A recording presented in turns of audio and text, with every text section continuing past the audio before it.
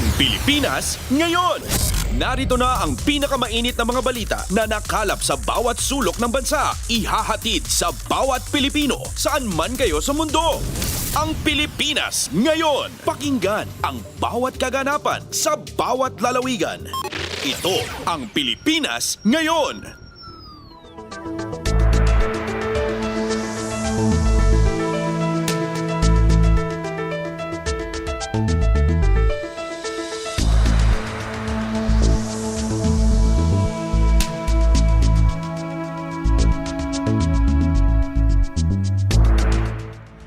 Magandang araw po sa ating mga taga-subaybay sa ating programang Ang Pilipinas Ngayon.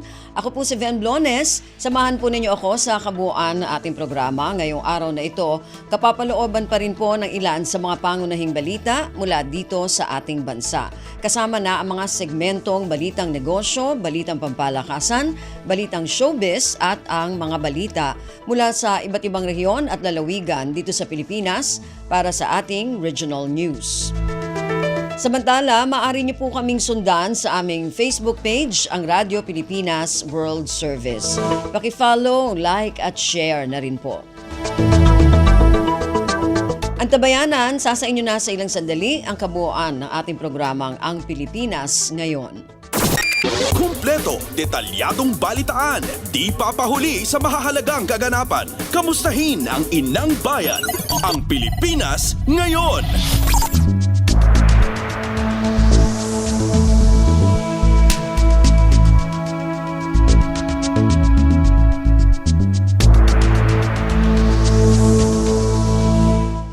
Sa ating mga balita, inaaksyonan na ng gobyerno ang pangangailangan ng mga Pilipinong inaresto sa China dahil sa umano ay pang-espiya. Una nang sinabi ng National Security Council o NSC na mga scholar ang tatlong Pilipino sa ilalim ng agreement ng Hainan Province at Palawan at hindi mga espiya.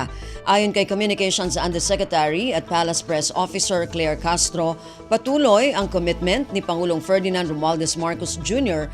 na tulungan ang mga Pilipinong nahaharap sa kasong legal sa ibang bansa. There is always a instruction to help our Filipino citizens, the Filipino citizens abroad facing this kind of charges. Legal assistance will always be given. Si Communications Undersecretary at Palace Press Officer Claire Castro.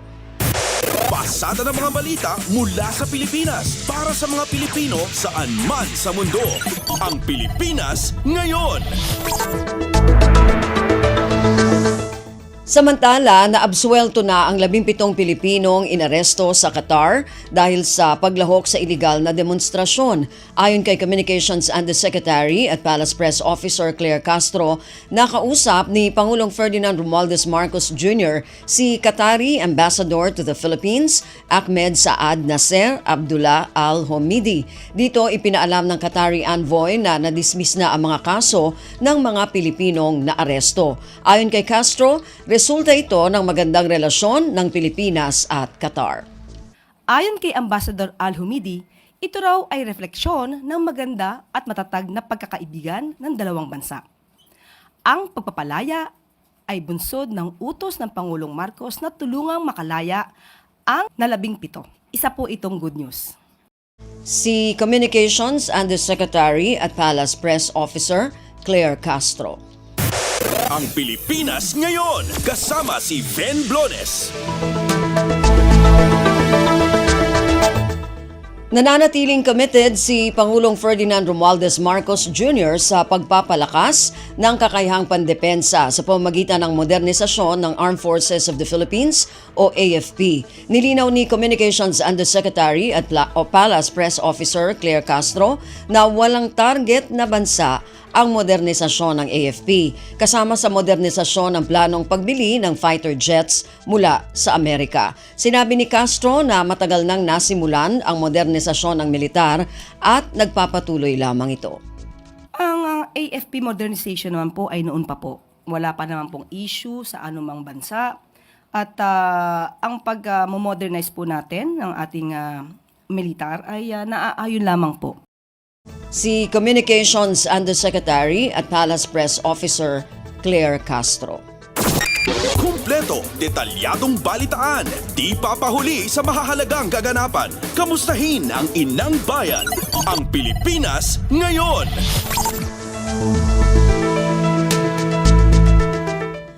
Binigyang diin ni Communications Undersecretary at Palace Press Officer Claire Castro na mahalaga ang modernisasyon ng Armed Forces of the Philippines o AFP sa pagkamit ng maasahang depensa ng bansa. Ayon kay Castro, naistutukan ng administrasyon ni Pangulong Ferdinand Romualdez Marcos Jr. na pagandahin at gawing moderno ang militar ng bansa. Anya, nais ni Pangulong Marcos na magampanan ang kanyang mga pangako lalo na sa pagpapaunlad ng depensa ng bansa. Opo, gusto po talaga natin na hanggat maaari ay mabili po natin ang kinakailangan natin for the AFP modernization. At ngayon po ay gusto po nila makompleto itong AFP Horizon 3. Si Communications Undersecretary at Palace Press Officer Claire Castro. Pasada ng mga balita mula sa Pilipinas para sa mga Pilipino saan man sa mundo. Ang Pilipinas ngayon.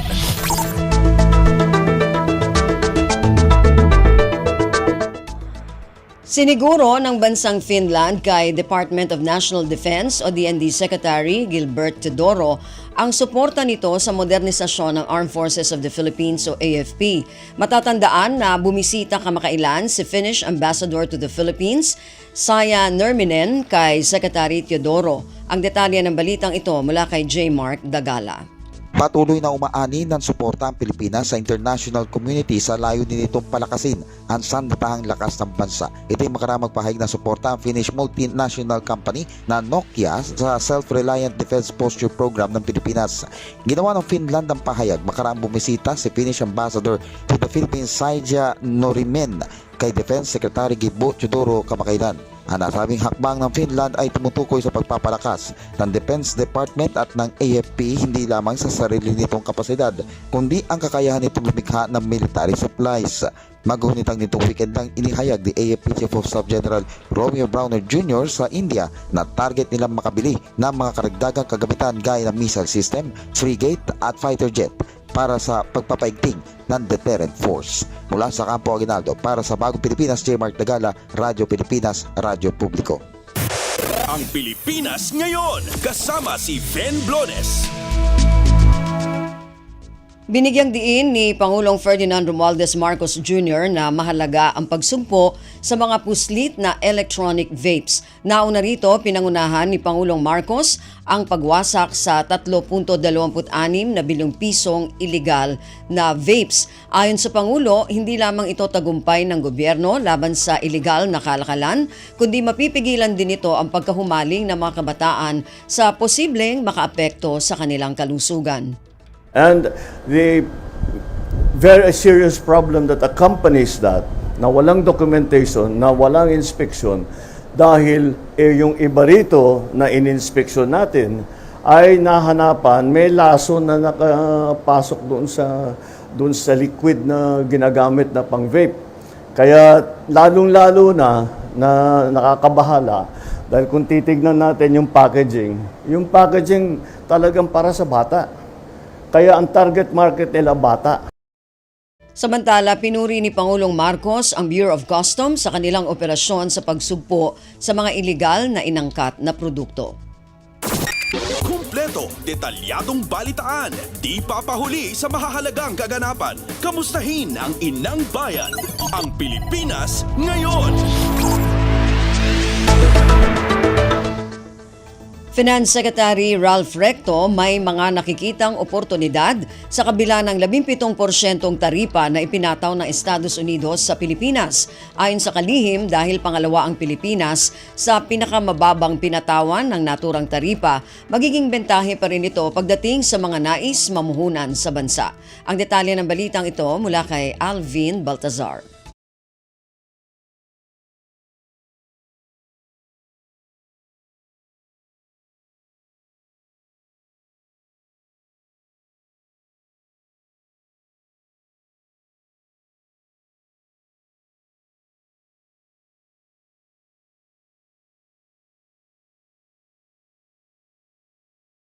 Bumaba ang bilang ng mga walang trabaho sa bansa nitong Pebrero ayon sa Philippine Statistics Authority o PSA.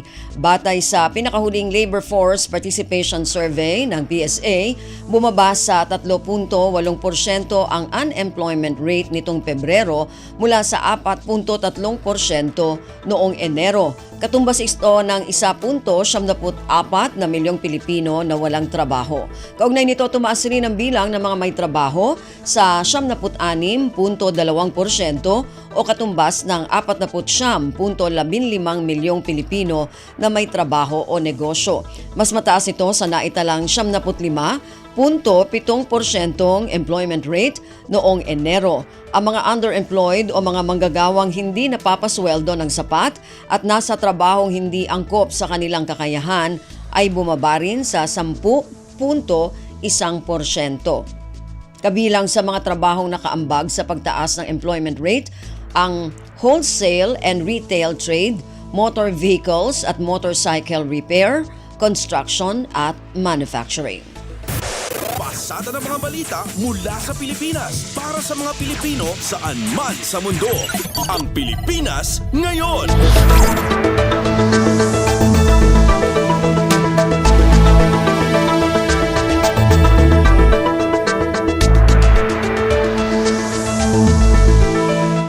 Samantala, balikan natin ang ulat ng ating kasama na si Alvin Baltazar. Kaugnay po ito ng inihayag ni Finance Secretary Ralph Recto na may mga nakikitang oportunidad sa kabila po ng 17% taripa na ipinataw ng Estados Unidos sa Pilipinas. At ayon po sa kalihim, dahil pangalawa ang Pilipinas sa pinakamababang pinatawan na naturang taripa, magiging bentahe pa rin po natin ito pagdating sa mga nais mamuhunan sa bansa. Narito po muli ang ating kasama na si Alvin Baltazar.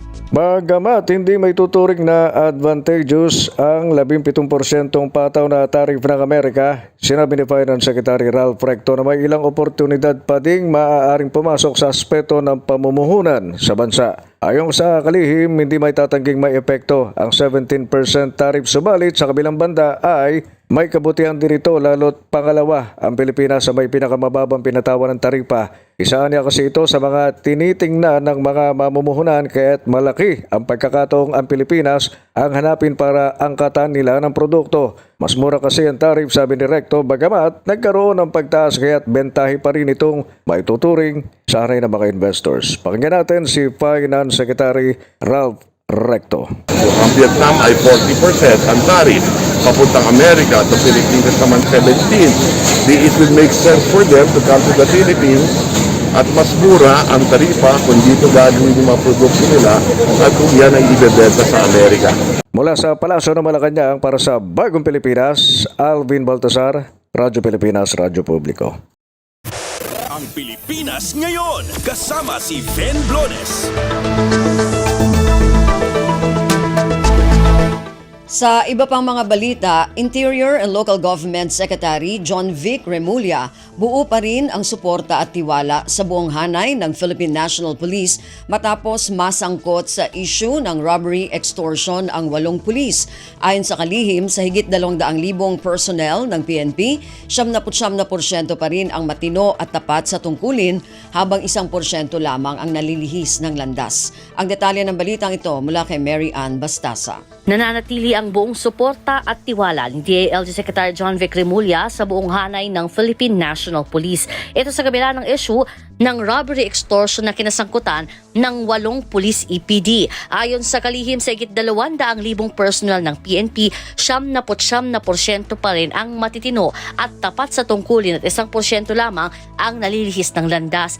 Giit pa ni Secretary Remulla, tuloy-tuloy ang moral hazard at pagsisikap para malinis ang buong hanay ng PNP. Sa ulat naman ng pambansang pulisya, walang mataas na opisyalang sangkot sa naturang robbery extortion case na naganap sa Las Piñas City. Naharap na rin sa patong-patong na kaso ang naarestong 8 miyembro ng District Special Operations Unit ng EPD, kabilang ang kasong robbery, serious illegal detention and kidnapping at unlawful arrest. Mula sa DILG para sa Bagong Pilipinas, Mary Ann Bastasa, Radyo Pilipinas, Radyo Publiko.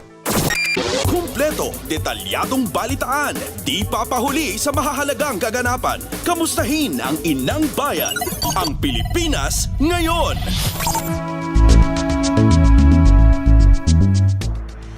Nadagdagan pa ang mga gamot sa merkado na exempted na sa Value Added Tax o VAT. Kasunod ito ng inilabas na Revenue Memorandum Circular No. 25-2025 ng Bureau of Internal Revenue o BIR kaugnay ng 8 pang gamot na hindi na papatawan ng VAT. Kabilang dito ang gamot sa diabetes na may generic name na Gemagliptin at Sitagliptin, gamot sa hypertension at mataas na kolesterol na Amlodipine at Atorvastatin at gamot sa mental illness na Risperidone. Ayon sa BIR, ang update na ito ay patunay ng kanilang dedikasyon na makapagbigay ng maayos na serbisyo sa taxpayers sa pamamagitan ng pagbibigay ng exemption kung saan ito nararapat. Pasada ng mga balita mula sa Pilipinas para sa mga Pilipino saan man sa mundo. Ang Pilipinas ngayon.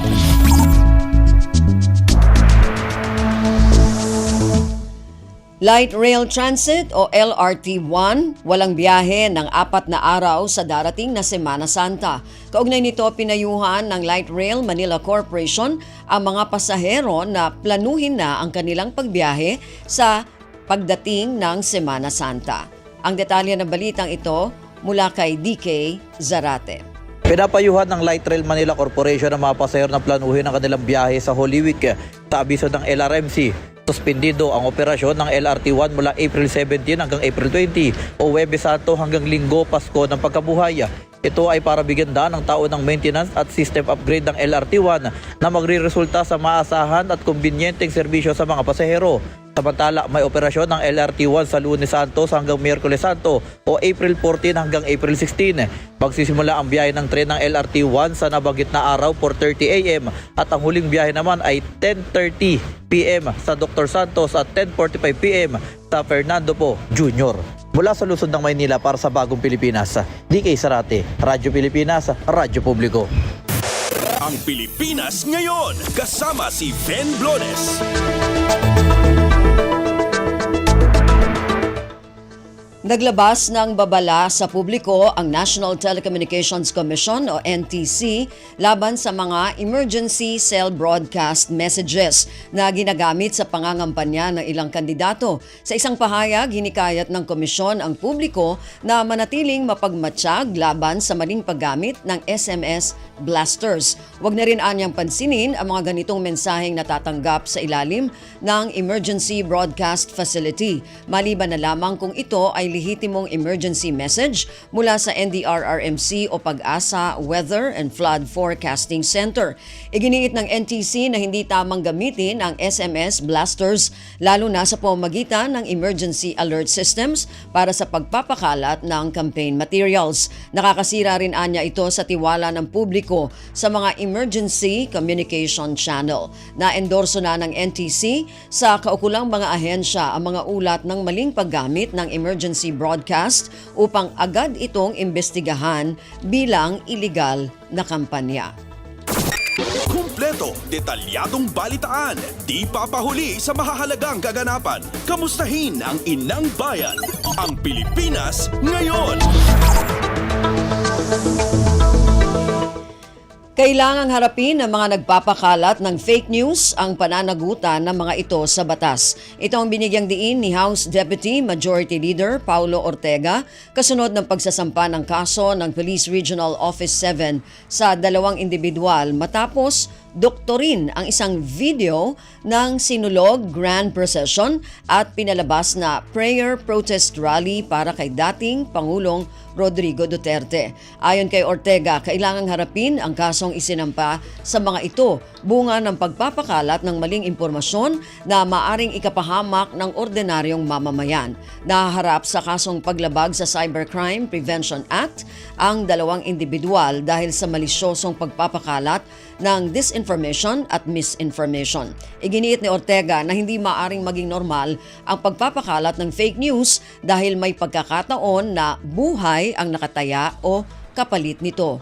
Samantala, nakatakdang ipagpatuloy ng Tri-Committee sa Kamara ang investigasyon sa pagpapakalat ng disinformation at misinformation gamit ang social media. Pasada ng mga balita mula sa Pilipinas para sa mga Pilipino saan man sa mundo. Ang Pilipinas ngayon. Naging matagumpay ang pagsasagawa ng Earth Hour 2025 sa Pilipinas. Matatandaan na naging tema ng Earth Hour ngayong taon ay Switch Off and Secure Water for All. Ang detalye ng balitang ito mula kay Jolimar Acuyong ng Radio Magazine. Naging matagumpay ang Earth Hour sa Pilipinas ngayong taon ay sa Department of Energy umabot sa 161.98 megawatts ang pagbaba sa grid load o konsumo ng kuryente sa loob ng isang oras noong March 22 dahil sa isinagawang pagdiriwang. Mas mataas ito kumpara sa 132.11 megawatts na itala noong nakaraang taon. Ang tema ngayong 2025 ay Switch Off and Secure Water for All. Sa panayam ng Radyo Magazine, binigyang diin naman ni Worldwide Fund for Nature, Philippines Climate and Energy Program Head and National Director for Earth Hour Philippines na si Attorney Angela Consuelo Ibay ang mga hamon sa pagpapanatili ng kalinisan at kalusugan ng ating kapaligiran. Madami pa rin mga paghamon na kinahaharap ng ating mundo. Nandiyan yung pagbabago ng klima, pagkawala po ng tinatawag nating sarib buhay o biodiversity. And then yung hamon po ng polusyon. Malaki pa rin po ang nangyayari yan across the world. Mula Radyo Magazine para sa Bagong Pilipinas, ito si Jolimar Acuyong, Radyo Pilipinas, Radyo Publiko. Ang Pilipinas ngayon, kasama si Ben Blones. 8 hanggang 14 na bagyo ang inaasahang papasok sa Pilipinas ngayong taon. Ito ang iniulat ng Philippine Atmospheric, Geophysical and Astronomical Services Administration o PAG-ASA sa ginanap na 182nd Climate Outlook Forum ng naturang ahensya. Ang detalye ng balitang ito mula kay Ray Ferrer. Inaasahan ang 8 hanggang 14 na bagyo ang maaring mabuo o pumasok ng Philippine Area of Responsibility simula ngayong Abril hanggang Setyembre 2025. Pagtaya ito ng PAG-ASA sa ginanap na 182nd Climate Outlook Forum ng ahensya noong Marso 19, 2025. Sa kasalukuyan, walang aktibong bagyo na binabantayan sa loob ng PAG-ASA Monitoring Domain o PMD. Pababa ang tsansa na may mabubuong tropical cyclone-like vortex sa loob ng PMD para sa una at ikalawang linggo ng forecast period. Mula sa Quezon City para sa Bagong Pilipinas, Ray Ferrer, Radyo Pilipinas, Radyo Publiko. Kumpleto, detalyadong balitaan, di papahuli sa mahahalagang kaganapan. Kamustahin ang inang bayan, ang Pilipinas ngayon.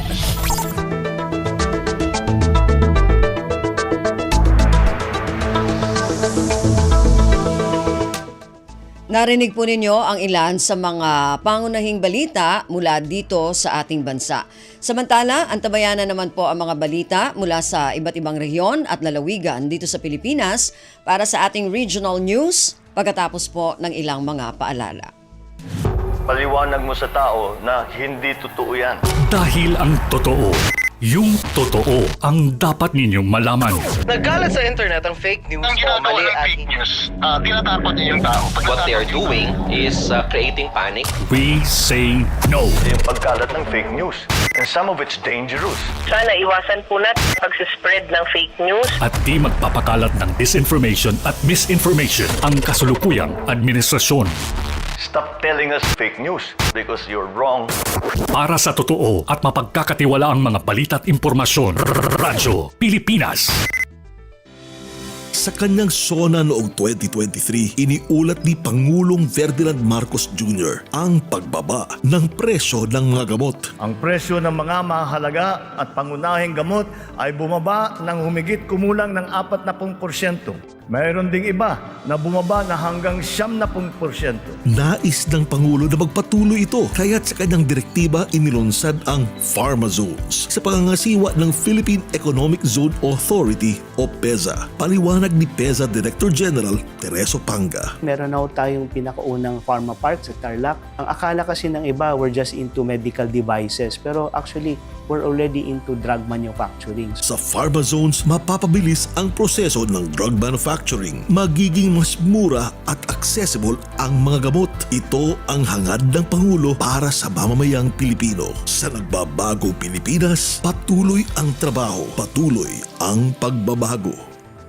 Malinis na karagatan sa mga tourist destinations sa bansa naging posible sa ilalim ng pamahalaang Marcos. Aktibong nakiisa ang DOT Tiasa LGU ng Puerto Galera upang itayo ang wastewater facility sa Sabang Bay. Patunay si Dr. Margaret Yap, MENR Officer ng Puerto Galera sa kolaborasyong ito. 2016 po, bawal liguan ang Sabang Bay dahil ang makikita ninyo ay presensya ng oil and grease. Napakadumi po. Ngayon, nagsisimula na pong umusbong yung mga seagrass. Napakarami na pong magagandang isda, lalo na dun sa ating mga dive sites. Marami na rin tayong mga pawikan na namamasyal sa Sabang Bay. Tunay ngang naibalik na ang sigla ng turismo at maayos na kalidad ng tubig sa isla ng Puerto Galera.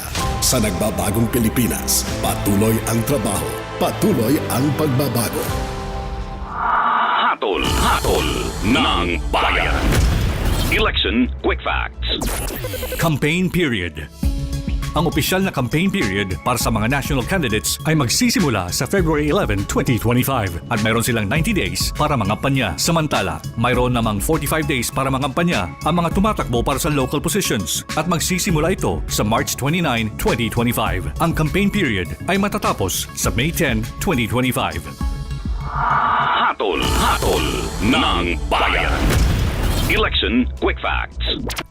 Radyo Pilipinas World Service Online. Reaching you in digital format. Anytime, anywhere. From Manila, Philippines.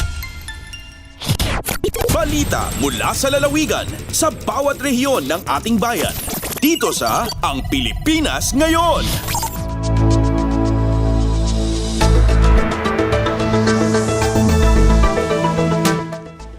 Balik po tayo sa ating programang Ang Pilipinas Ngayon. Dumako naman tayo sa ating regional news. Unahin natin ang mga balita mula sa rehiyon ng Luzon. Mula sa lawag, larangan ng robotics, susi para maisali ang artificial intelligence sa education system. Ang detalye ng balitang ito mula kay Rani Dorilag. Panangikamang tibugo da bagay kadagiti mabali na pagduraasan ng runa iti beneg ti robotics. Dahito ti bugas iti sarita ni Schools Division Superintendent Attorney Donato Balderas Jr. iti Schools Division of Ilocos Norte. Kuna na ababen iti daytoy ket malukatan ti kapanunutan ken maadaptar iti educational system kadagiti konsepto ti artificial intelligence. Inay na Balderas amaysa kadagiti kita ti AI ket ti robotics. Naisayanggat ti 2025 RoboCamp at ti tema na ket zooming in the wonders of robotics. No sa no ang nagipagpartisipar dagiti mga sursuro manipod iti nagdudumang elementary ken secondary schools. Mula Radyo Pilipinas Lawag, Rani Dorilag para sa Radyo Pilipinas World Service. Balita mula sa lalawigan sa bawat rehiyon ng ating bayan. Dito sa Ang Pilipinas Ngayon. Maraming salamat, Rani, yan ang ulat mula sa lawag. Samantala, dumako naman tayo sa Agoo Top TB Implementers sa Ilocos Region, pinarangalan ng Department of Health. Ang detalye ng balitang ito mula kay Albert Kawile.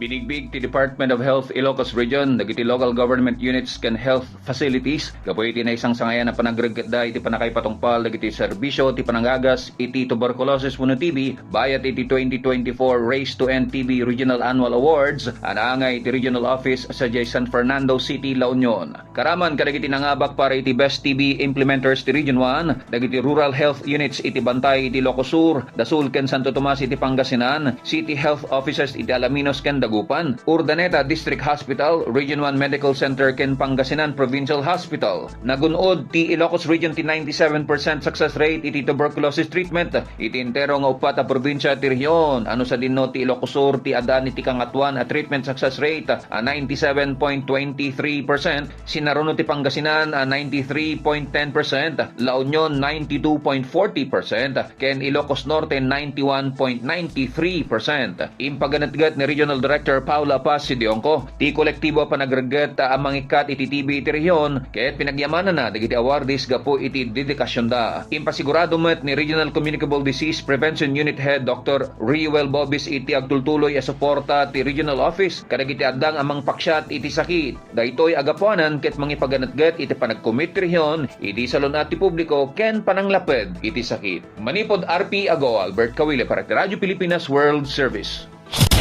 Balita mula sa lalawigan sa bawat rehiyon ng ating bayan. Dito sa Ang Pilipinas Ngayon.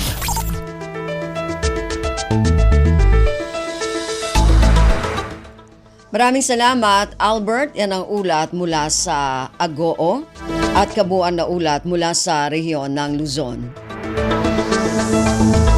Dumako naman tayo sa rehiyon ng Kabisayaan mula sa Borongan. Pork holiday idiniklara sa lungsod ng Borongan dahil sa naitalang kaso ng African Swine Fever o ASF. Ang detalye ng balitang ito mula kay Pen Pomida. Ikaapat na nga adlawhan pork holiday ha Borongan City.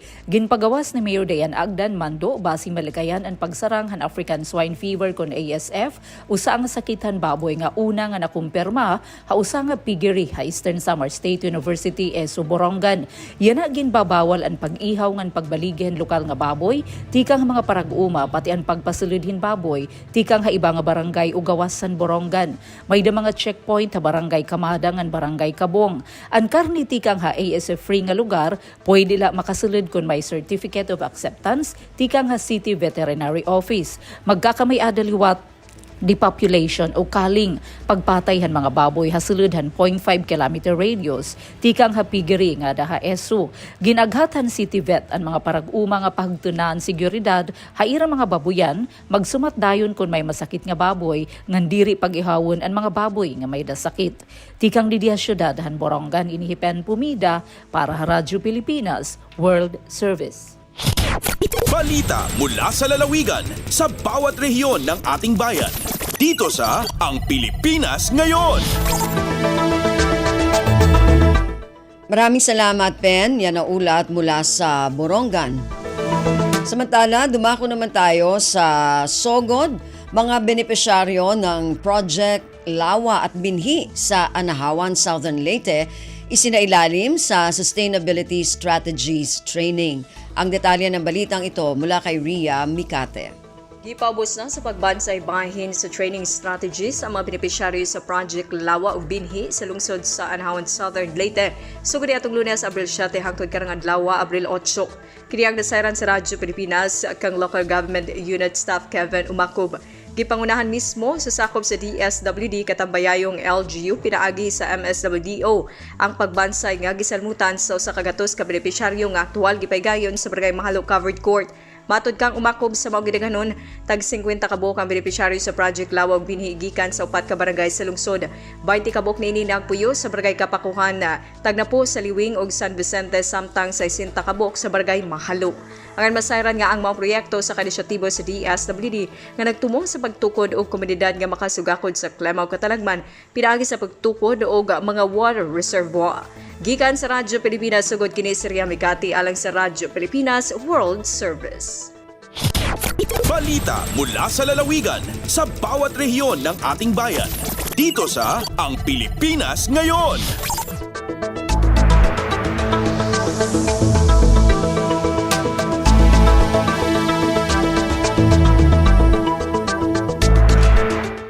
Maraming salamat, Ria. Yan ang ulat mula sa Sogod at kabuuan na ulat mula sa rehiyon ng Kabisayaan.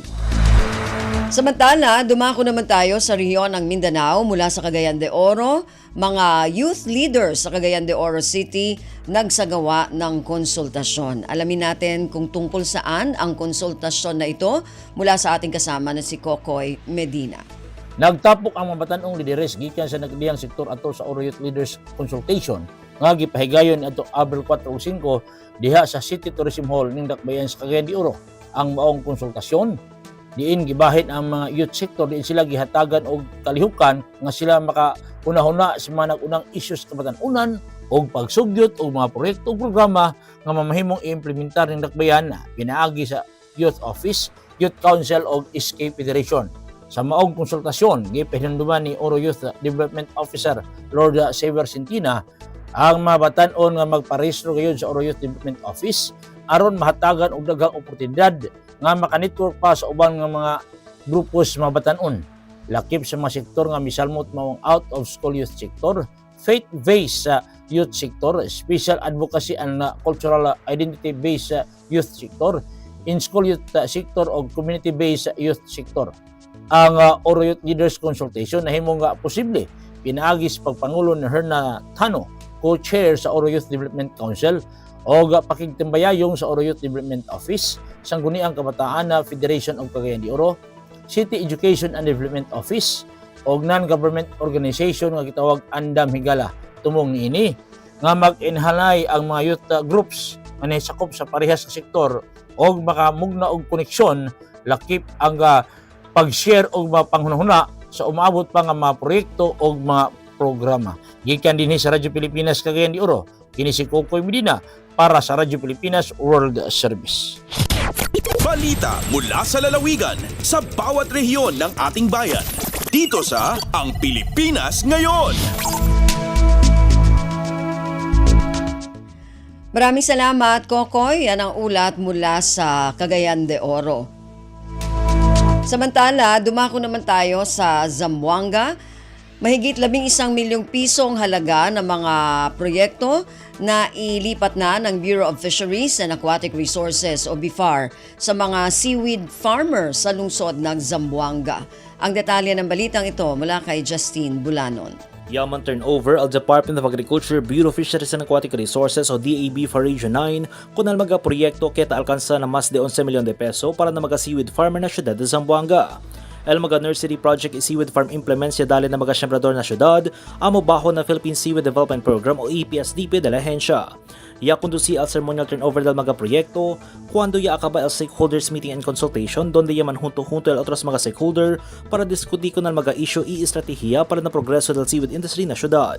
Baho na EPSDP dal BIFAR, tadali suporta el ahensya na mga siyembrador por medyo del mga teknolohiya, kapital e pasilidad para asisubi el produksyon del agar-agar na syudad. Desde aking syudad de Zamboanga, este si Justine Bulanon para na Radyo Pilipinas World Service. Balita mula sa lalawigan sa bawat rehiyon ng ating bayan.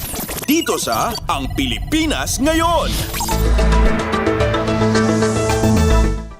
Maraming salamat, Justine. Yan ang ulat mula Zamboanga at kabuuan na ulat mula sa rehiyon ng Mindanao. Narinig po ninyo ang kabuuan ng mga balita mula sa iba't ibang rehiyon at lalawigan dito sa Pilipinas para sa ating regional news. Samantala, antabayanan naman po ang ating mga segmentong Balitang Negosyo, Balitang Pampalakasan at Balitang Showbiz. Pagkatapos po ng ilang mga paalala. Hatol ng Bayan. Election Quick Facts. Gun ban. Mula January 12 hanggang June 11, 2025 ay iiral ang gun ban sa buong bansa kasabay ng pagpasok ng election period para sa 2025 midterm elections na gaganapin sa May 12. Ang mga lalabag ay papatawan ng parusang pagkakakulong sa loob ng 1 hanggang 6 na taon, permanent disqualification from public office, at aalisan ng karapatang bumoto. Samantala, ang mga dayuhan naman na mahuhuli ay ipadireport matapos ang kanilang pagkabilanggo. Hatol ng Bayan. Election Quick Facts. Stop and Spot. Paano tayo makasisigurong legit ang impormasyong nababasa natin sa social media? Spot the source. Hindi porke nag-viral, totoo. Kaya laging i-fact check ang impormasyong nakuha at tukuyin kung credible ba ang sources ng mga ito. Spot the purpose. Hindi lahat ng nakapost ay may mabuting hangarin. Ang iba ay may intensyong makapanira lamang. Kung sa inyong palagay ay hindi nakatutulong para sa mas nakararami ang impormasyon, huwag na itong i-share para hindi na magdulot pa ng gulo o pagkalito. Spot the ownership. Legit o edit? I-double check kung totoong nanggaling sa mga legit news providers ang impormasyon dahil baka edited lamang ito ng kung sino para magpakalat ng fake news. I-check muna ang kanilang mga official social media platforms para makasiguro. Spot the time. Updated ka nga ba? O baka outdated na yung balitang na-share mo? Siguraduhin na tingnan mabuti rin ang month, day at year ng impormasyong inyong binabasa upang hindi maging sharer ng mga lumang balita. Let's be part of the solution. We can be warriors against disinformation and misinformation. Maging mapanuri sa lahat ng oras. A message from Presidential Communications Office, Department of Education, Commission on Higher Education, DILG, DSWD, Presidential Broadcast Service at Radyo Pilipinas. Naghahanap ka ba ng trabaho? TESDA got you covered. Dahil karamihan ng mga TVET graduate ng TESDA may trabaho agad.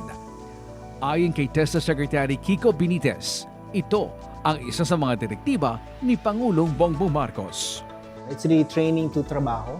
Na-mention naman niya sa kanyang SONA na 8 out of 10, so 80% of TVET graduates actually find a job, which is a much higher percentage. No? And in certain modalities of training that TESDA does, mas mataas pa sa 80%. Bawat buhay ay mahalaga sa Administrasyong Marcos. Kaya makakaasa ang bawat Pilipino na kaagapay nyo ang pamahalaan sa bago ninyong simula. Paliwanag mo sa tao na hindi totoo yan. Dahil ang totoo, yung totoo ang dapat ninyong malaman. Nagkalat sa internet ang fake news o mali at fake news. Tinatapon niyo yung tao. What they are doing is creating panic. We say no. Yung pagkalat ng fake news. And some of it's dangerous. Sana iwasan po natin pag-spread ng fake news. At di magpapakalat ng disinformation at misinformation ang kasulukuyang administrasyon. Stop telling us fake news because you're wrong. Para sa totoo at mapagkakatiwalaang mga balita at impormasyon, Radyo Pilipinas. Saan man, anumang oras, konektado ka sa Radyo Pilipinas World Service Online. Online digital na serbisyo para sa Pinoy sa bagong Pilipinas. Radyo Pilipinas World Service Online. Lagay ng ekonomiya, kalakalan, negosyo at iba pa. Atin ang alamin dito sa Ang Pilipinas Ngayon.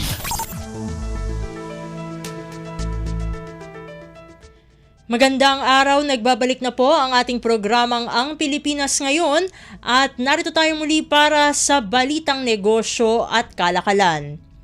Positibo si House Committee on Metro Manila Development Chair Rolando Valeriano na may maganda pa ring oportunidad para sa bansa ang ipinataw ng Estados Unidos na retaliatory tariff sa mga produktong iniluluwas ng Pilipinas pa US. Kung titingnan kasi aniya, 17% lang ang taripa na ipinataw sa Pilipinas kumpara sa mga kalapit bansa natin gaya ng Cambodia, Vietnam, Sri Lanka, Myanmar, China at India. Dahil dito, maaari aniyang mas maakit ang mga investor na dito sa Pilipinas ilagay ang kanilang manufacturing facilities. Kadalasan kasi, ani Valeriano, ang mga malalaking kumpanya na producers ng consumer items tulad ng mga computer, cellphone, garments at food products na ang merkado ay ang US ay inilalagay sa ibang bansa ang kanilang manufacturing facilities kung saan mas mura ang labor at cost of doing business kumpara sa Amerika. Dagdag ng mambabatas, kailangan lamang na magkaroon ng business-friendly environment sa bansa gaya ng pinabuting ease of doing business, pagpapababa ng tax rates, bawasan ang red tape at labanan ang korupsyon. Una na ring sinabi ni Ways and Means Committee Chair Joey Salceda na walang masyadong maging epekto ang naturang 17% tariff bagkus ay magiging bentahe pa nga ng Pilipinas kumpara sa ibang mga bansa na mas mataas ang ipinataw na taripa ng US. Lagay ng ekonomiya, kalakalan, negosyo at iba pa. Atin ang alamin dito sa Ang Pilipinas Ngayon. Sa iba pang mga balita, nilinaw naman ng International Monetary Fund o IMF na ang kanilang ulat hinggil sa kakayahan ng Department of Finance o DOF sa macro-fiscal forecasting na isinagawa pa noong taong 2023 na hindi sinasadyang nailathala nitong Marso 28, 2 taon matapos itong isagawa. Ang naturang scoping mission ng IMF para sa Macroeconomic Frameworks Technical Assistance o TA ng Pilipinas ay sinagawa noong 2023. Ito'y sa kahilingan mismo ng DOF bilang bahagi ng pagsumikap nitong palakasin at paunlarin ang kakayahan sa pagbuo ng mga projection para sa mga macroeconomic variable na kritikal sa pagbalangkas ng mga polisiya sa kita, pananalapi at ekonomiya. Ito'y bahagi ng mas malawak na adhikain ng kagawaran na paigtingin ang kakayahan nito sa paggawa ng matibay at epektibong mga polisiya. Ayon sa kagawaran, sa paglipas ng panahon, taglay ng DOF ang mga kinakailang kasangkapan upang maisakatuparan ang mandato nito na magsagawa ng epektibong revenue mobilization, fiscal consolidation at itaguyod ang inklusibong pag-unlad ng ekonomiya. Kabilang sa ginagamit itong mga forecasting model ang Comprehensive Adaptive Expectations Model o CAEM, Elasticity-Based Revenue Forecasting Model, Computable General Equilibrium o CGE model at iba't ibang micro-simulation models na ginagamit sa pagtaya ng epekto ng mga patakaran sa ekonomiya at buwis. Lagay ng ekonomiya, kalakalan, negosyo at iba pa. Atin ang alamin dito sa Ang Pilipinas Ngayon. Samantala, ikinalugod naman ng Malacanang ang pagtaas ng retail compliance o yung pagdami ng mga nagtitinda ng karne ng baboy na sumusunod sa itinakdang Maximum Suggested Retail Price o MSRP ng pamahalaan. Mula kasi sa dating 30%, umakyat na sa 40% ng mga nagtitinda ng karne ng baboy ang tumutupad sa MSRP. Sa pulong balitaan sa Malacanang, sinabi ni Communications Undersecretary at Palace Press Officer Attorney Claire Castro na malaking bagay na marami ang tumatalima sa hiling na ito ng pamahalaan. Kung matatandaan kasi, ani Castro, mismong si Agriculture Secretary Francisco Tiu Laurel Jr. ang nakipag-usap sa mga supplier ng karne ng baboy upang maibaba ang presyo nito sa merkado. Kaugnay nito, sinabi ng opisyal na ginagawa na ng Administrasyong Marcos Jr. ang iba't ibang hakbang para sa patuloy na pagtatag ng presyo at supply ng karne ng baboy sa bansa. Kabilang dito ang pagbabakuna sa mga baboy kontra African Swine Fever o ASF at ang pagsilip sa 3 dekada ng panuntunan kaugnay sa Minimum Access Volume o MAV para sa pork imports upang masiguro na angkop pa rin ito sa kasalukuyang panahon. Lagay ng ekonomiya, kalakalan, negosyo at iba pa. Atin ang alamin dito sa Ang Pilipinas Ngayon. Sa iba pang mga balita, pansamantalang ipinagbawal ng Department of Agriculture o DA ang pag-angkat ng wild and domestic birds mula sa Belgium. Ito'y kasunod ng ulat na nagkaroon ng H5N1 high pathogenicity avian influenza o HPAI outbreak sa nasabing bansa noong Pebrero 17. Naglabas ng kautusan si Agriculture Secretary Francisco Tiu Laurel Jr. upang maiwasan ang pagpasok sa bansa ng mga produktong gayon din maprotektahan ang local poultry industry mula sa HPAI virus. Saklaw din ng ban ang avian products kabilang ang poultry meat, day-old chicks, itlog at semilya.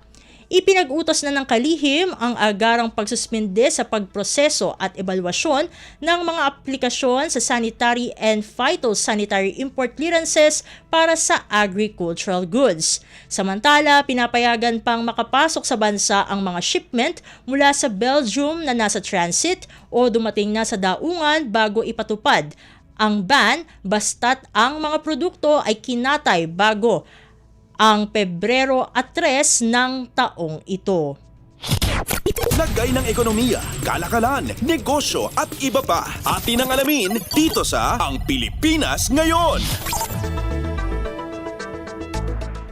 At sa pagtatapos ng ating segmento, nagkasundo ang National Housing Authority o NHA at Department of Agriculture o DA para sa tuloy-tuloy na supply ng agricultural products sa piling resettlement sites ng NHA. Ayon kay NHA General Manager Joe Bentay, ang kolaborasyong ito ay upang palakasin ang seguridad sa pagkain at isulong ang sustainability habang tinutugunan ang mga hamon sa sektor ng agrikultura. Ang inisyatibang ito ay bahagi ng Kadiwa ng Pangulo o KNP program at matulungan ang mga magsasaka na direktang maibenta ang kanilang produkto sa mga mamimili. Sa pamamagitan ng pagpapalakas ng ugnayan sa pagitan ng mga magsasaka, mangingisda, maliliit na negosyante at mamimili, nagbibigay ang Kadiwa program ng sariwa at lokal na ani sa abot kayang presyo. Lagay ng ekonomiya, kalakalan, negosyo at iba pa. Atin ang alamin dito sa Ang Pilipinas Ngayon. At dito na nagtatapos ang ating segmentong Balitang Negosyo at Kalakalan para sa Radyo Pilipinas World Service. Ito si Steph Vicente. Antabayan na po natin ang segmentong Balitang Sports na ihatid sa atin ng ating kasamang si Leo Magpayo sa pagbabalik ng ating programa makalipas ang ilang paalala. Dekalidad na pasilidad at kumpletong serbisyong medikal inilalapit na sa bawat Pilipino ni Pangulong Ferdinand R. Marcos Jr. It is not a privilege to have healthcare. It is a right. Patunay dito ang Clark Multi-Specialty Medical Center na sa kasalukuyang tinatayo sa Pampanga. Sa oras na matapos, di na kailangang sa mga ospital sa Maynila pa magtungo para magpatingin sa espesyalista sa puso, kidney at cancer. We will continue to make our healthcare system better for all Filipinos. Sa nagbabagong Pilipinas, patuloy ang trabaho, patuloy ang pagbabago. Huy, nabiktima ka na ba ng fake news sa panahon ng digital media? Learn how to spot fake news. Check the source. Kung di legit, dapat magduda. Check the purpose. Informative or troll post at clickbait lang. Check the ownership. Mapagkakatiwalaan ba ang pinagkukuhanan nito? Check the time and date. Baka naman outdated na yung news na yan, ha? SPOT. Together, let's spot fake news. Tiyakin ang katotohanan, fake news ay labanan. A friendly message from PCO, DepEd, CHED, DSWD, DILG, PBS at Radyo Pilipinas. Libreng access sa National Museum sa Cebu naging posible sa ilalim ng pamahalaang Marcos. Museums are considered valuable cultural assets to a nation as they build a sense of community, document history, inspire creativity, promote tourism, and unite people through a shared heritage. Ilang lokal at banyagang turista lubos ang pasasalamat sa pagbubukas ng National Museum sa Cebu. Maganda, tsaka yung mga bata nag-i-enjoy talaga dito sa loob ng museum kasi madaming makikita. Marami silang matututunan dito sa loob ng museum. We don't have that long to do this sort of cultural exploration, so we were drawn to coming to the National Museum of Philippines because we felt that it quite nicely condenses the history of Philippines for us. Tuklasin ang mayamang kasaysayan ng bansa sa 5 galleries ng National Museum Cebu. Tara na sa NMT Cebu, bisita na kamo. We are open from Tuesdays to Sundays, 9 a.m. to 5 p.m. Dali na! Sa nagbabagong Pilipinas, patuloy ang trabaho, patuloy ang pagbabago. Radyo Pilipinas World Service Online, reaching you in digital format. Anytime, anywhere. From Manila, Philippines. Updates at pinakahuling mga usapin sa mundo ng palakasan. Atin ang pakinggan dito sa Ang Pilipinas Ngayon.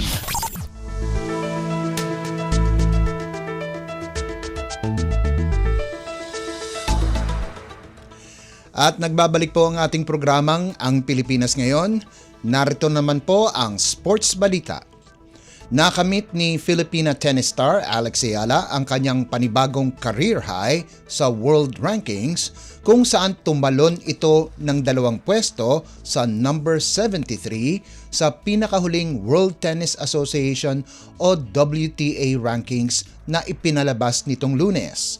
Nito lamang nakaraang linggo ay tumalon ang 19 anyos na si Ayala sa number 75 mula sa number 140 pagkaraan ng kanyang mala Cinderelang takbo sa Miami Open kung saan tinalo niya ang mga Grand Slam champions na sina Yelena Ostapenko, Madison Keys at Iga Swiatek. Subalit napigilan si Ayala ni Jessica Pegula pagtungo nito ng semifinals. Ayon sa WTA, ang ranking ng player ay nadetermina sa resulta ng hanggang 18 torneo para sa singles at 12 para sa doubles. Binibigyan ng puntos base sa level ng torneo at ang pagpasok ng player sa mga rounds nito. Samantala, nakasentro na ang atensyon ni Alex Ayala sa clay season. 2 malalaking torneo ang lalahukan ni Ayala bago ang prestiyosong French Open na gaganapin sa Mayo.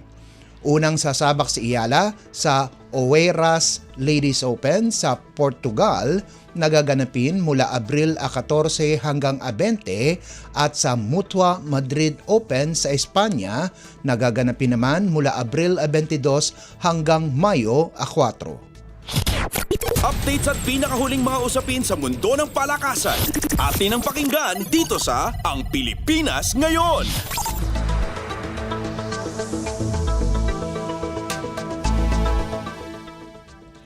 Sinimulan ni Bong Quinto ang comeback win habang minamandohan ang Meralco para sa kanilang layunin na depensahan ang kanilang titulo sa PBA Philippine Cup.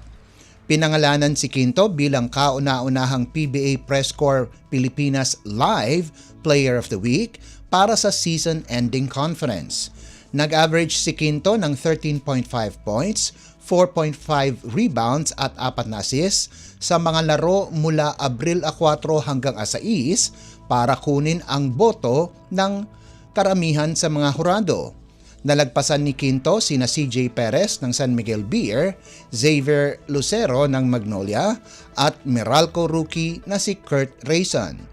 Tinalo ng Meralco ang Converge 91-89 kahit dehado ng 20 puntos sa pagbubukas na kanilang laban, subalit humabol kaagad sila sa pamamagitan ng 3-pointer ni Quinto mula sa gilid at 5 sunod-sunod na puntos mula kay Chris Newsome.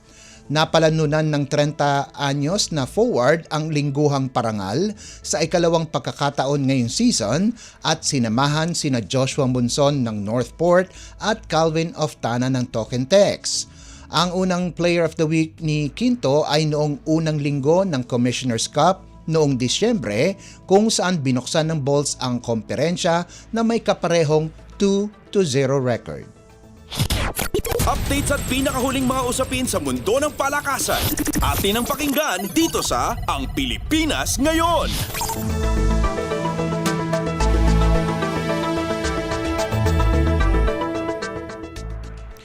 Tinulungan ni Ray Parks Jr. ang Osaka Evesa para manaig kontra Kyoto Hanaris habang solido pa rin ang performance ni Dwight Ramos para sa Livanga Hokkaido sa 2024-2025 season ng Japan B-League. Nakalikom si Parks Jr. ng 7 puntos, 7 rebounds, 4 na assists, 1 steal at 1 tapal kung saan nakuha ng Osaka ang kanilang ikalawang sunod-sunod na panalo laban sa Kyoto 95-94 sa larong ginanap sa Ukini Arena, Maishama. Dahil sa panalo, naging 25-24 ang kanilang record at ngayon nakaupo sa ikatlong pwesto ng team standings sa Western Division. Nakakuha din ng panalo ang koponan ni Roosevelt Adams na Yamagata Wyverns kung saan tinalo nila ang Kobe Storks 82-73 sa larong ginanap sa Gleon Arena, Kobe. Nakapagtala lamang ng 5 puntos, 3 rebounds at 1 steal si Adams, subalit sapat na ito para umakyat ang record ng Yamagata sa 21-35 para pumwesto sa ikalimang posisyon sa Eastern Division. Sa kabilang banda, kahit natalo, ipinakita pa din ni Ramos ang solido nitong performance sa laban ng Livanga kontra Ryokyu Golden Kings. Binigo ng Ryokyu ang Livanga 72-64 sa larong ginanap sa Hokai Kitayale, subalit maganda naman ang ipinakita ni Ramos overall sa nagawa nitong 18 markers, 9 rebounds, 1 steal at 1 tapal para sa Hokkaido. Ito na ang ika-31 talo ng Hokkaido sa loob ng 49 na laro at kasalukuyang sapat para sa ikalimang pwesto sa Eastern Division. Isa din sa mga natalo ang koponan ni Matthew Wright at ng Kawasaki Brave Thunders na bigo kontra FE Nagoya 82-73 sa larong ginanap sa Kawasaki Todoroki Arena. Kahit natalo ang ika-35 ng Kawasaki sa loob ng 49 na laro, impresibo pa din si Wright kung saan nakapagrehistro ito ng 13 puntos, 4 na rebounds at 3 assists, subalit nananatili pa ding nasa ika-8 pwesto ang Kawasaki sa Central Division. Updates at pinakahuling mga usapin sa mundo ng palakasan. Atin ang pakinggan dito sa Ang Pilipinas Ngayon.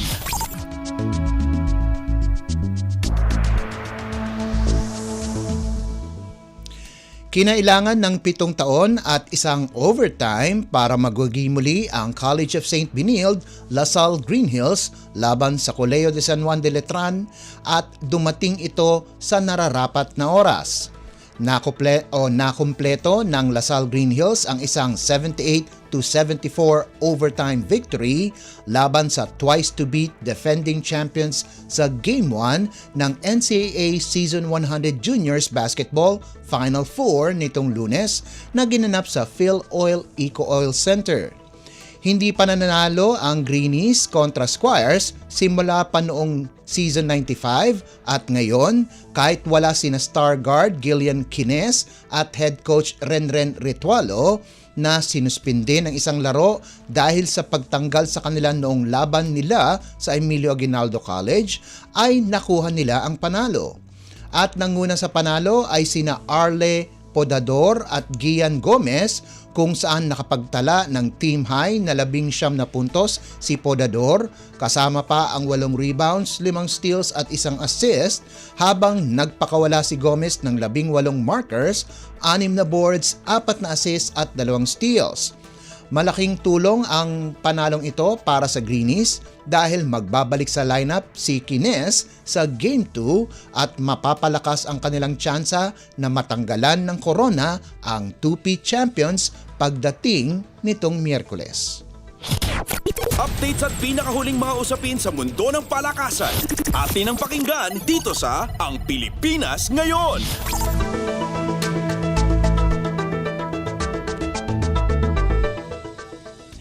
At yan ang pinakahuling balita sa larangan ng palakasan. Ito po si Leo Magpayo. Samantala, antabayanan nyo naman ang ating segmentong Balitang Artista na ihahatid sa inyo ni Mama JT sa pagbabalik ng ating programang Ang Pilipinas Ngayon pagkalipas ng ilang paalala mula sa ating himpilan. Paliwanag mo sa tao na hindi totoo yan. Dahil ang totoo, yung totoo ang dapat ninyong malaman. Nagkalat sa internet ang fake news o mali at fake news. Tinatapon niyo yung tao. What they are doing is creating panic. We say no. Yung pagkalat ng fake news. And some of it's dangerous. Sana iwasan po natin pag-spread ng fake news. At di magpapakalat ng disinformation at misinformation ang kasulukuyang administrasyon. Stop telling us fake news because you're wrong. Para sa totoo at mapagkakatiwalaang mga balita at impormasyon, Radyo Pilipinas. Isipin ang isang lugar kung saan ang progreso at kalikasan ay magkasabay na lumalago. Sa ilalim ng Administrasyon Marcos, ginagawang posible ito ng Subic Bay Metropolitan Authority. Sa administrasyon po ni PBBM, nilaunch po namin noong September yung Carbon Neutral Freeport Zone. Ito po ay aming goal to contribute reducing our carbon emissions. Hindi lang ito usapin ng teknolohiya, ito ay pangako. Sa SBMA, inuuna ang pangangalaga sa kagubatan, bakawan at natural na yaman para sa hinaharap ng bawat Pilipino. We are working towards a steady and reliable power supply that will meet the demands of today and continuously fuel our ambitions for tomorrow. Ang kalikasan at kinabukasan ay magkasabay na pinangangalagaan. Sa pamahalaang Marcos, ang bagong Pilipinas nakikita na. Sa nagbabagong Pilipinas, patuloy ang trabaho, patuloy ang pagbabago. Gusto mo bang dagdagan ang iyong skill? Tulad ni Darwin na 11 years ng technician. This time, change career siya sa welding sa tulong ng TESDA. Nainganyo ako mag-welding. Nung pumasok ako sa TESDA, lumawak pa yung knowledge ko regarding sa bakal. Tapos hindi ko expected na maging trainer po, welding instructor po dito sa TESDA. Ang pag-upskill ng mga kagaya ni Darwin, BBM admin goals yan. This administration will continue to ensure the sustainability of jobs, upskilling and reskilling of our workers to maintain the productivity and the edge of our labor force and our economy. I'm certain we will not only survive but thrive in the evolving job market, ensuring no Filipino is left behind as we move forward. Bawat buhay ay mahalaga sa Administrasyong Marcos. Kaya makakaasa ang bawat Pilipino na kaagapay nyo ang pamahalaan sa bago ninyong simula. Hatol ng bayan. Election Quick Facts. National and local positions. Sa darating na May 12, 2025 midterm elections, ang bawat botanteng Pilipino ay pipili ng mga bagong leaders para sa national and local positions, kabilang ang 12 senators, members of the House of Representatives, at party list representatives, at local government officials gaya ng governor, mayor, board members, at councilors. Kasabay nito ay idiraos rin ang kauna-unahang Bangsamoro Parliament elections, kung saan 25 members of the parliament at 40 party representatives ang ihahalal ng ating mga kapatid sa BARMM. Hatol ng bayan. Election Quick Facts. Radyo Pilipinas World Service Online, reaching you in digital format. Anytime, anywhere. From Manila, Philippines. Ang latest, ang hottest sa showbiz and entertainment. Heto na sa Ang Pilipinas Ngayon.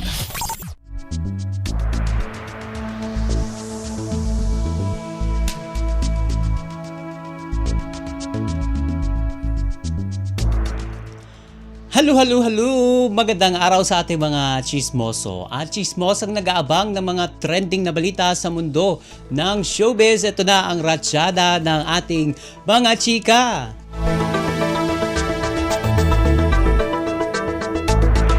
Una sa ating storya, suportado ng beauty queen actress na si Kylie Versosa ang relasyon at pagmamahalan ng aktor at model na si Jake Cuenca at si Chi Filomeno. Sa Instagram nitong linggo, Abril 6, nag-post itong si Chi ng mga larawan nila ni Jake mula sa naganap na ABS-CBN Ball 2025. Sa caption ng post ni Chi ay tanging orange and brown heart emoji ang kanyang inilagay, bagay na naglalarawan sa kulay ng suot nilang dalawa ni Jake. Sabi nga, Kylie proves or sa comment section ng post ni Chi ay kapansin-pansin ang pagkokomento ng ex-girlfriend ni Jake na si Kylie. Saad nito, quote-unquote, happy for you guys, na agad namang nireplyan ni Chi. Thank you, Kylie. Happy for you as well. Dahil sa interaksyon ni na Kylie at Chi sa comment section, marami sa kanila ang tagahanga ang natuwa sa naging hakbang ni Kylie. At ayon sa mga ito, hindi lahat ng dating kasintahan o mag-ex ay kagaya ni Kylie na masaya sa kung sino ang bagong karelasyon ng kanyang ex. Hindi lingid sa kaalaman ng publiko na 3 taong naging magkasintahan itong sina Kylie Versosa at Jake Cuenca.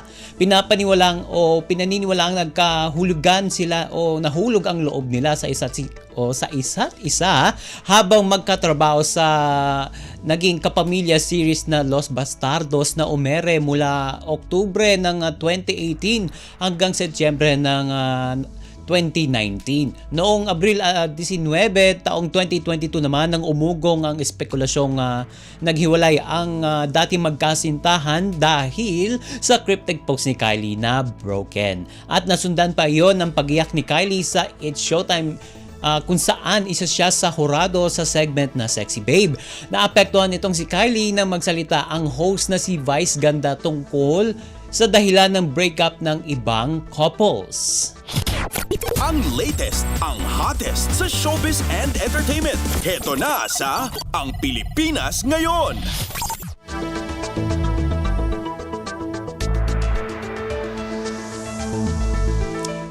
Sa iba pa nating chika for today, eto, Finding Kenneth. Imbes na Finding Nemo ha, Finding Kenneth. Ito ngayon ang ginagawa ng fans ng kapamilya superstar na si Catherine Bernardo. Makaraang isa publiko niya ang pangalan ng kanyang kauna-unahang crush. Sa episode ng Pilipinas Got Talent noong Abril 6, ibinuking ng mga hurado na sina Catherine Bernardo, Donnie Pangilinan, Eugene Domingo at Freddie M. Garcia o si Boss FMG at host na sina Melay Cantiveros, Francisco at Robbie Domingo kung sino ang kanilang mga unang crush. Etong sina Eugene ha, Melay at FMG ay pare-parehong nagsabi na ang kanilang unang crush ay sina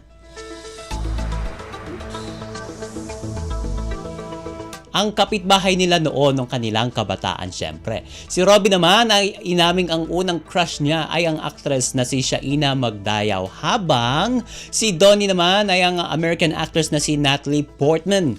Nang si Katrina ang tanungin, eto na, sinabi nito ang unang crush niya ay non-showbiz at nasa probinsya pa raw siya sa Cabanatuan City sa Nueva Ecija nang magkaroon ito ng crush noong grade 2 pa lamang ito. Pag-amin ni Catherine, quote and unquote, ang first ever crush ko, siguro grade 2 ako noon sa probinsya namin. Ngunit hanggang paghanga lang daw ang ginawa ni Catherine dahil hindi kailanman nalaman ng kanyang crush na gusto siya ng actress. O di ba parang tinatawag siyang puppy love.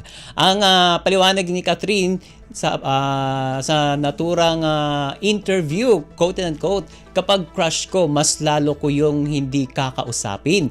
Mas lalong hindi mo talaga mararamdaman kahit isabit mo ko. Hindi ko aaminin na crush kita. Yung ganon. At sa puntong iyon ay pinilit nga itong si Melay o pinilit ni Melay na isa sa mga host ng naturang talent show, itong si Catherine, na sabihin ang pangalan ng kanyang first ever crush. At hindi naman nag-atubili o hindi nagdalawang isip ang actress na ito'y pangalanan. Sabi nga, quote and unquote, okay, ang name niya ay Kenneth. At syempre may mga ilang netizens ang nakahanap. O di ba ang tatalas ng ating mga marites, kasi may ilang netizens ang nakahanap sa di umano'y Kenneth na sinasabi ni Catherine. Ayon sa kanilang paghahanap, o di ba, nahanap nila agad. Doktor na raw ngayon ang dating crush ni Catherine na si Kenneth.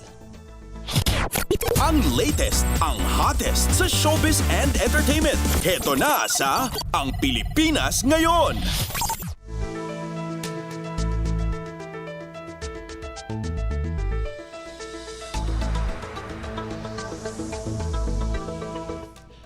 At sa uli nating chika for today, ito, nakaramdam din ng guilt ang kapuso host comedian na si Buboy Villar kapag alam niyang nagkukulang siya ng panahon sa kanyang mga anak. Emosyonal na ibinahagi ng komedyante ang ginagawa niyang pagsasakripisyo at paghihirap para lamang matustusan ang mga pangangailangan ng mga anak niya sa dating partner na si Angeline Gorens. Aminado naman kasi si Buboy na may mga pagkakataon na hindi talaga niya nakakasama ng mahabang panahon o oras ang mga anak dahil kailangan niyang magtrabaho. Sa isang episode kasi ng Fast Talk with Boy Abunda, nabanggit ni Buboy na naapektuhan nito kapag naghahanap o naapektado siya kapag naghahanap ng mas mahabang panahon ang mga anak na magkakasama sila.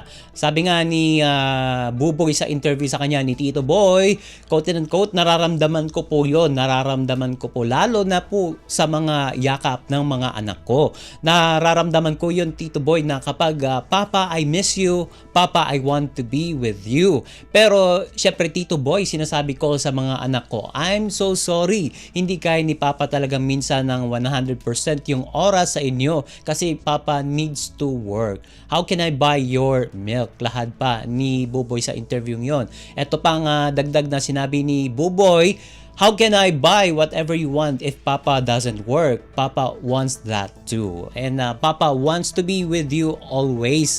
Anya pa. Patuloy pa niya sa interview yon ay tila naluha itong si Buboy nang ilahad pa niya ang kanyang side ng kanyang kwento. Sabi pa niya, quote and unquote, alam ko po sa sarili ko po yun na kung pwede lang araw-araw kasama ko yung mga anak ko. Sila na lang yung lakas ko. Sila na nga lang yung nagpapatibay sa akin. Sila po yung tinitignan ko, Tito Boy, minsan sa trabaho namin nakakapagod. Pero pag tinitignan ko sila, kapag tinitignan ko yung contents ko, nakikita ko yung mga tawa ng anak ko, nakikita ko yung halik ng anak ko, it touches my heart. Yun yung pakiramdam, Tito Boy. Parang kasama ko rin sila roon sa trabaho na iyon. Ang pagdudugtong pa niya at syempre inilahad niya ang kanyang mga sakripisyo bilang ama. At syempre nagkaroon sila ng kasunduan noon, itong sina Buboy at Angeline pati na ang mga magulang nito tungkol sa sustento para sa mga bata. At hanggang sa ipatawag siya sa opisina ng Violence Against Women and Their Children or VAUC noong nagdaang taon matapos ereklamo ng pamilya nitong si Angeline. At ito, naayos naman daw ang issue ng mangako itong si Buboy sa halaga ng financial support na dapat niyang ibigay sa mga bata. Bukod pa sa mga gastusin sa pag-aaral nito.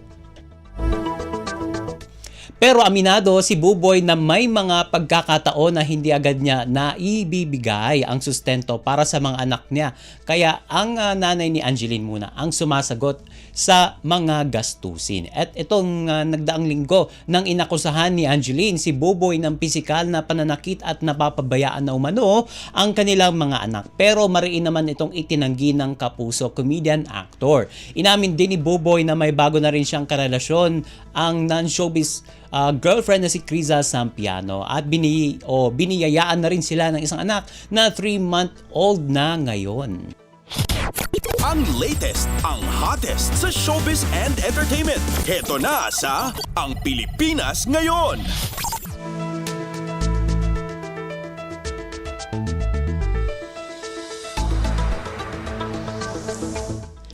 And OMG, wala na tayong sapat na oras para sa ating balitang artista. Maraming salamat mga kachismis sa pakikinig sa aking mga chika for today. Ako po si Mama JT para sa Radyo Pilipinas World Service at nagbabalik na po si Ven Blones. Ang latest, ang hottest sa showbiz and entertainment. Heto na sa Ang Pilipinas Ngayon.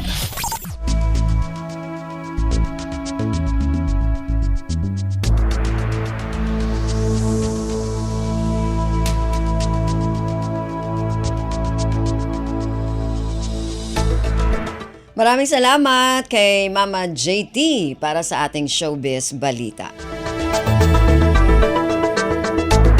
Narinig po ninyo ang kabuuan ng ating programang Ang Pilipinas Ngayon. Magpapasalamat muna tayo sa mga nakasama natin sa ating programa ngayong araw na ito. Sa ating mga executive producer, kina Jerome Toledo at Steph Vicente. Sa mga nakasama natin sa ating technical side, kina Susan Aizon, Milo Jonella, Hero Lucero at Anthony Pimentel. Maraming salamat din sa mga kasamahan natin na nag-ulat para sa ating mga segmento, para sa ating balitang negosyo kay Steph Vicente. Ayun. At sa ating balitang pampalakasan kay Leo Magpayo. At syempre sa mga kasama natin na nag-ulat mula sa iba't ibang rehiyon at lalawigan dito sa ating bansa para sa ating regional news at sa ating station manager na si Mr. Ray Sampang. Hanggang sa susunod na edisyon na ating programang Ang Pilipinas Ngayon, ako pong muli si Ven Blones. Maraming salamat po at mabuhay po tayong mga Pilipino. At yan ang Pilipinas Ngayon. Muling samahan si Ven Blones sa parehong oras at alamin ang pinakahuling mga kaganapan at balita saan man kayo naroon. Ang Pilipinas Ngayon.